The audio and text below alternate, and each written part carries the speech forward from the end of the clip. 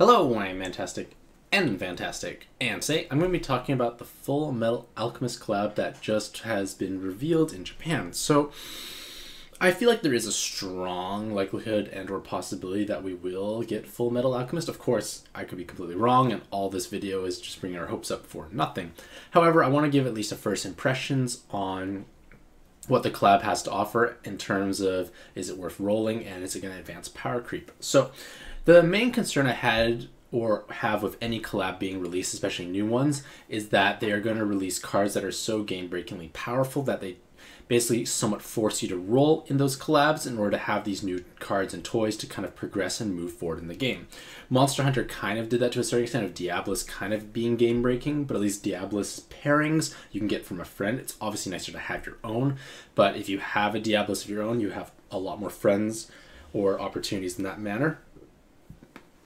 In addition, Amatsu is kind of one of the best follow-ups attack cards in the game, but you get the general idea. Like, if they keep doing things like Final Fantasy, where the pixel cards are just so strong that they're kind of needed for things like the Hera Nyx challenge, it is a problematic scenario in my opinion. So Full Metal Alchemist kind of does this to a certain extent, but what is interesting is that they have basically 5 stars and 7 stars, or is that their evolved forms? Maybe they evolve, maybe they don't, but the point of the matter is the rare machine starts at 5 stars. Maybe there's an unevolved form, but I doubt there is. But in terms of like farmable cards, this card here, Father, is farmable. It is a dungeon boss, and he's got machine and god killer as well as co-op boost awakening, and that is actually very powerful because, well, against gods and machines, he's dealing 3 times damage. If it's both of them at the same time, it's 9 times. He has the co-op boost, which is 50% more stats. So he's actually gaining very high weighted stats in a co-op situation, which can be meaningful if you're farming specific content. His active skill gives you 6 random light plus dark orbs and locks light and dark. So basically, you're gaining extra orbs if that's your primary color for your team, which can be beneficial. Locking them means if you use a board changer or if there's any other weird mechanic that's going to happen, those orbs at least stay around, and that can be useful potentially. I haven't really found a situation yet where I want to lock my orbs. We do have Indigo who can lock orbs, or is it Ilsix, one of the two, but I've never used either of them because I never found it actually necessary to lock said orbs. But again, maybe new dungeons will arise in the future, but again, this is a farmable card, and most of the emphasis is probably on their awakenings and their usage as a sub, and it's quite strong overall. Like, it's farmable, why not get him? 11 turn cooldown is manageable. And there's also a new assist evolution. So this assist evolution gives you kind of it gives you a true change the world active. We don't really need that, to be honest. Like, it's cool. It can help you overcome 4-second limited dungeons or no awakening dungeons, because you could basically give yourself 10 seconds to manipulate and move orbs, niche situations. But more so, the idea is going to be focused on the awakening. So it gives a light orb enhance, okay. It gives attack bonus, okay, it's some stats. The time extend, it is interesting, but in all honesty, adding time extend is not necessarily going to be the most powerful thing overall. Maybe if you need a stat transfer or an SDR buffer of some kind, maybe this is appropriate then, because at least you get some things. But those stats are terribly low. It's 100 and 150 for health and recovery. So you're not getting many stats. You're trying to basically just get a time extend or this unusually very situationally useful active. So in terms of assist awakening evolutions, this one is on my lower priority list. So now we look at the rare machine itself. So these are 5-star cards to start with. Maybe they come in 4 to begin with and then go to 5. I don't know, but it doesn't matter. We're just going to look at their final form. So we have Rockbell or Winry. I've never followed the series, so I'm going to pronounce names wrong, and people will jump and attack me, but that's okay.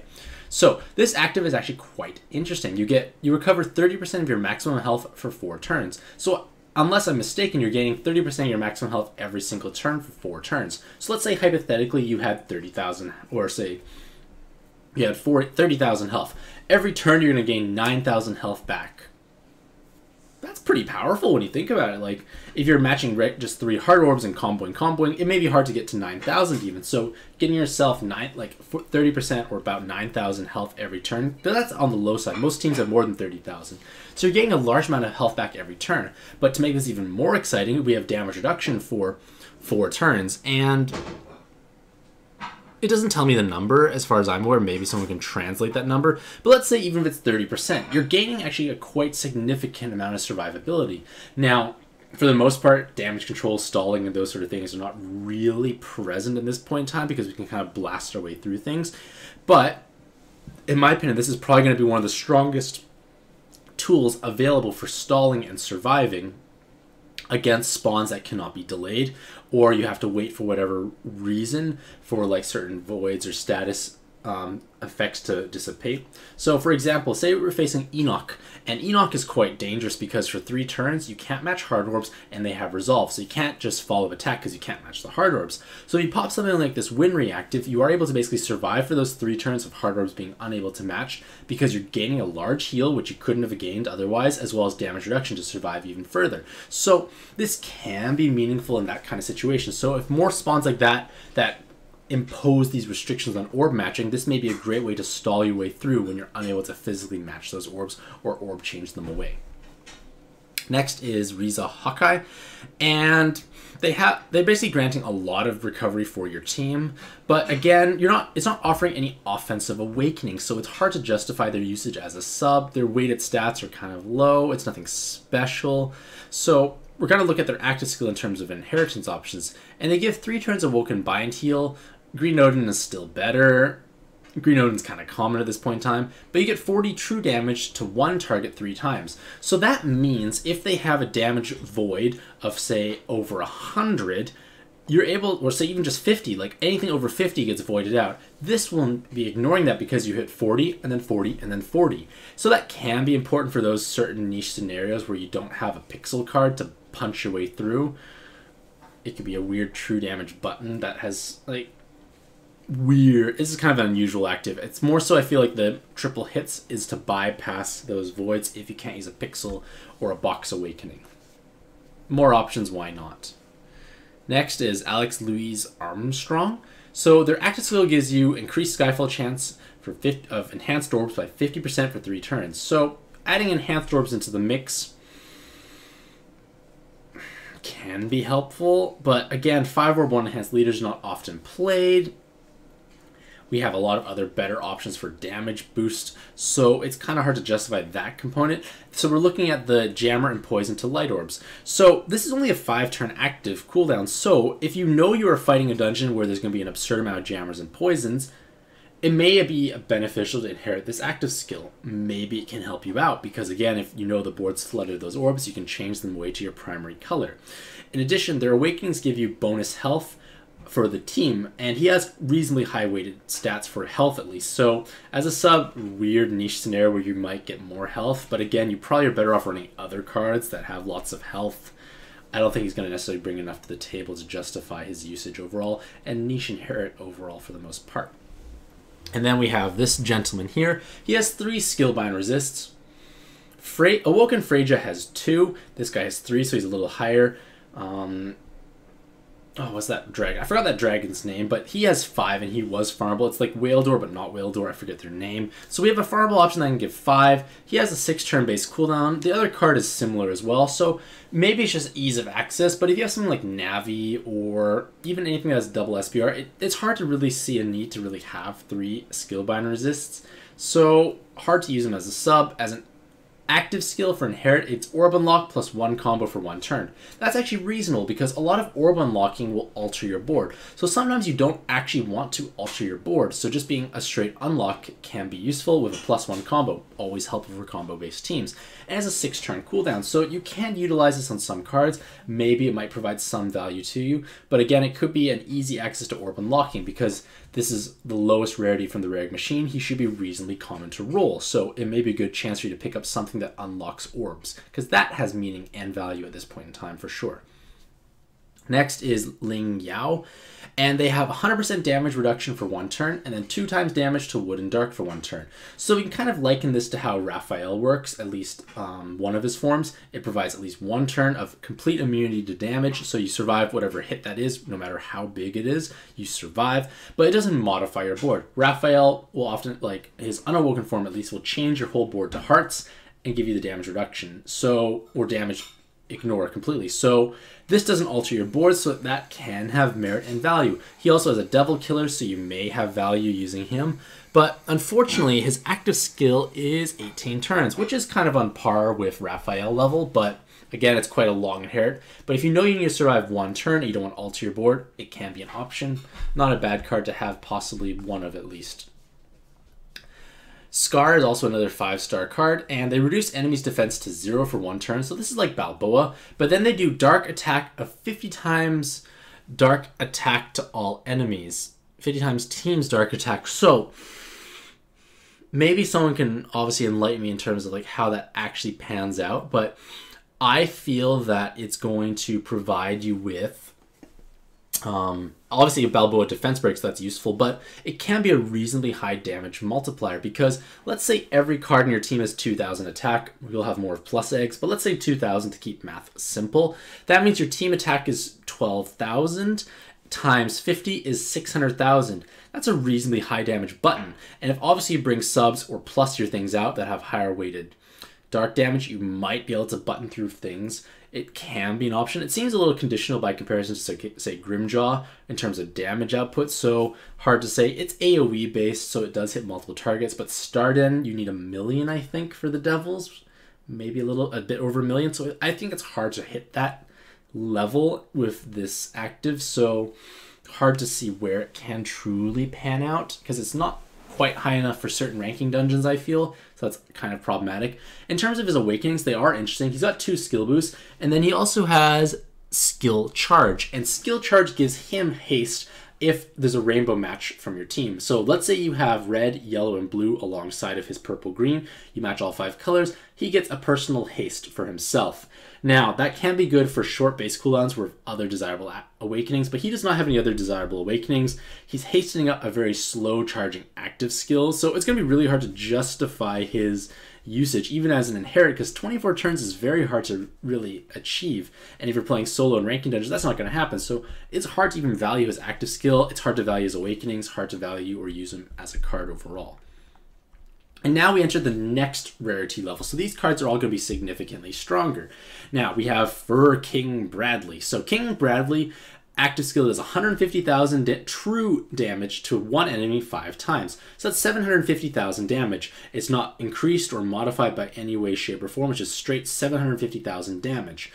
Again, this is actually a very powerful button. So if we're doing a ranking dungeon, let's say with a spawn that has less health than that, you can button your way through. That can be meaningful and impactful. It saves you time, preserves your combo count.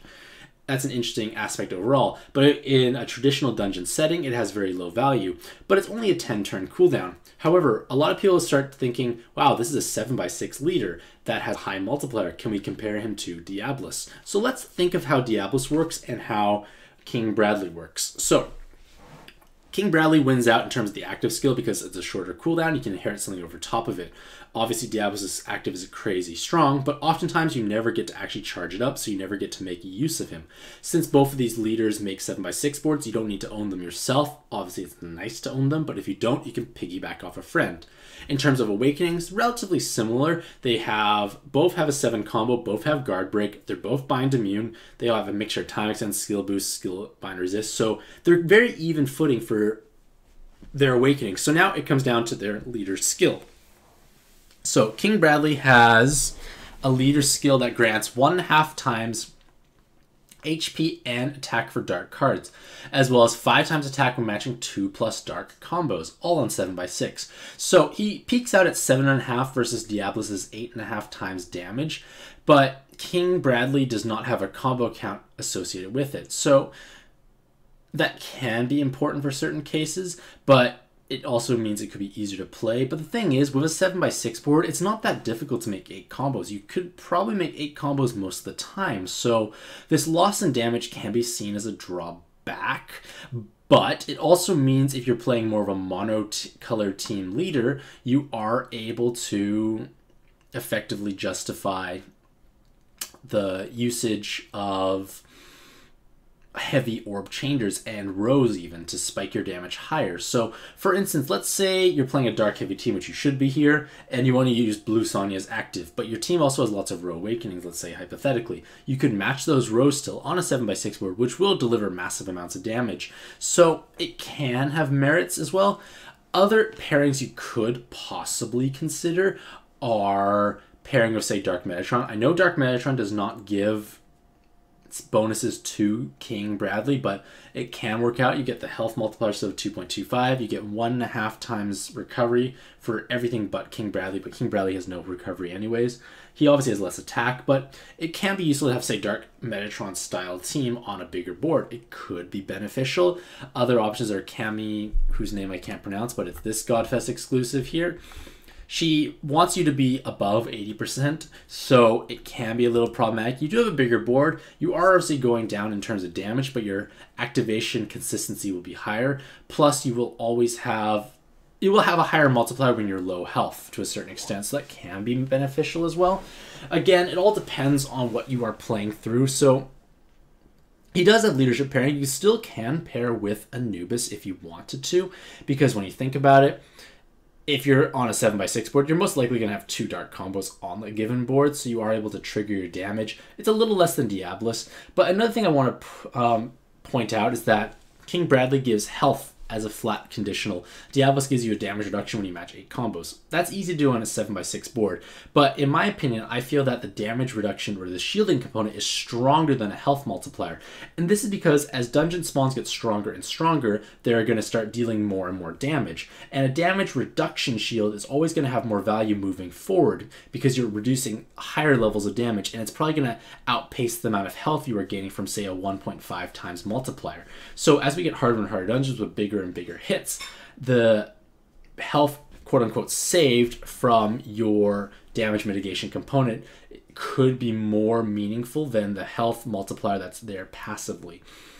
It's just something to keep in mind. It's small little things. So I feel like he's going to be strong, but not necessarily stronger than Diabolus, mostly because Diabolus has a better shielding component and also because there's a higher multiplier. So in theory, it pairs better with Anubis when you need higher damage. And King Bradley's main point is the fact that he has a lower base cooldown, so you can inherit something over top of it. Roy Mustang is another high rarity card. He's got 3 sunglasses, so I'm not 100% sure how 3 sunglasses work. Does he wear them just one on top of the other? Possibly, we don't know. But regardless, he has 60% reduction against dark attacks. He also has the bonus time extend awakening, and this is something I talked about in my previous first impressions article, was that this bonus time extend is basically allowing him to have bonus movement time, but only occupying 1 awakening slot. So again, obviously a lot of those awakenings are taken up by his sunglasses, but it's interesting to see how these stronger awakenings are starting to appear to allow cards to have still 9 awakenings, but stronger ones overall. His active skill is wood plus dark to fire, and then enhancing fire warps on an 11-turn cooldown. So if we stopped there, that is actually very strong value. Sonata is 8 turns, but this card here, Roy Mustang, makes double orb conversion to fire. Sonata only makes 1, so you're basically getting more fire orbs and the enhancement alongside of it, so that can be more powerful, but you get 1 turn of haste. So if we compare it to Sonata and we ignore the fact that this is a double orb changer instead of Sonata's orb changer makes fire and hearts, you are getting 1 turn haste for about 3 turns more cooldown. So that is quite exciting and quite powerful overall. So very powerful on mono fire teams for sure. If you use them as a sub, reasonable on 5/1 enhanced teams, but a little hard to justify because again, mono fire is not that popular at this point in time. Resist.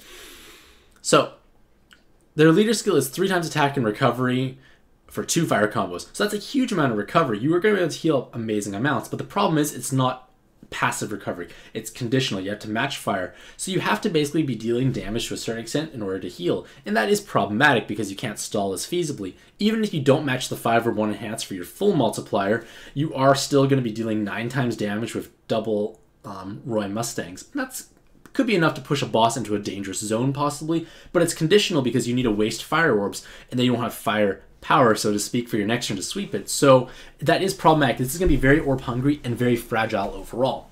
Their active, the other component is 5/1 enhance, so you match 2 fire combos, 1 5/1 enhance, 1 3, so 8 fire orbs to deal your maximum multiplier of 144 times. Reasonable, but again, Yomi Dragon does that with much less efforts, and Yomi Dragon is recovery all the time. So Yomi Dragon is doing this better, and Yomi Dragon is not that meta either, so I don't see Roy Mustang necessarily taking off outside of a niche fire inherit. Alphonse Elric has a 50% damage reduction for 1 turn, and then a Dark Kali style board changer. So that's quite powerful. Dark Kali boards are 7 turns, so you're paying 3 more turns for the damage mitigation component, which can be meaningful, useful for combo teams, useful for rainbow teams, of course. Their leader skill is 4 times attack for light, and then 3 times attack and recovery, and 4 colors are matched. So this is a lot easier to trigger the recovery multiplier component just because, well, any 4 colors. I'm assuming it could be 4 elements. So that means it could be, say, hearts plus 3 colors. Maybe if it's 4 colors, it's a little harder. But again, if you're matching the board all the time, you should still have that available. So as a leader, it's more feasible to get the recovery, but no health multiplier is a little problematic. But in terms of their awakenings, they're quite powerful. They have the follow-up attack and a 7 combo awakening. So this is quite powerful. Unfortunately, it's not necessarily on par with things like Skuld and Amatsu, and the fact that they have no base recovery is a little problematic, so I don't feel like they're going to be necessarily replacing those big powerhouse 7 combo follow-up attack cards. And then we have Edward Elric. Their active skill is Heal, Jammer, Poison to Light, so a useful orb changer. It's kind of like Pollux, but not Breaking Hearts. I know it is like Pollux. Sorry, it's like Pollux essentially, so that you get that component. But you also have this 100% heal, and then 3 times attack for light for 1 turn. So you're doing so many different things. And you think, wow, I'm doing 3 different things. This is great. But the problem is, do you need all 3 of them at the same time? Because you're paying 20 turns for this cooldown, so that is a little problem. A gemstone is more efficient for damage burst, same with a wise dragon. The 100% health heal is situational. What teams can you really use them on? Yogg, so to speak. I'll get there in a moment. And then the orb changer can only be helpful if you're facing a dungeon with those heavy orbs. So this actually could be potentially valuable for Yogg if you need extra healing on your team. You don't have, say, duplicate Yoggs. Unfortunately, this is a much longer cooldown at 20, so it can be hard to get all those components lined up. But you do get a burst alongside of it, so you're basically guaranteeing yourself you're back to full health. You have your burst inherit alongside of it and an orb changer. So it can be useful potentially, but it's hard to say. But one thing that's interesting is that they have double 7 combos. So again, if Yogg cannot match 2 light combos, you can combo the board, and this card here is going to do reasonable amounts of damage. That can be useful. There's some time extend which can help out. He has skill charge, which means they hasten themselves, but unless you have a rainbow colored Yogg team with sub attributes, because Yogg doesn't provide any, you're not going to get the benefit of skill charge to hasten the charging up time of his long active skill. So can be hard to use, on various other teams. Hard to justify when it's a 20 turn base cooldown for inheriting stuff over top. So it's interesting. It's probably obviously helpful on Yogg teams, but it's hard to capitalize on that skill charge mechanic. Their leader skill is when health is above 50%, 3 times attack and damage reduction, up to 4 times attack when 4+ combos. I'm not 100% sure when the damage caps out, but it's 4 times plus... It's 12 times damage, so it's less damage than Yogg for sure, but you could definitely pair Edward with a Yogg. You'll have a bit more leeway when you're below 80%, but above 50%, so you have a little bit more damage. But you still have the damage reduction component that Yogg does, but I still think double Yogg is probably more efficient overall because the active skill is stronger. But I guess as an option for people who don't have Yogg and don't want to use something like Venus or other alternatives like that. So that basically concludes the Full Metal Alchemist collab. Like, the cards are interesting at the top. They are powerful, but they're not necessarily as game-breaking as Final Fantasy or Monster Hunter. So, like, it is stronger for sure. It does have value for rolling. It could be useful to get some of those 5-star cards because they do have some actives that can add box diversity to your roster overall. So, let me know what you think about Full Metal Alchemist collab in the comments below. Do you think you'll actually come to North America? And if it does, what do you hope to roll? Hopefully you'll have a fantastic day, and happy puzzling.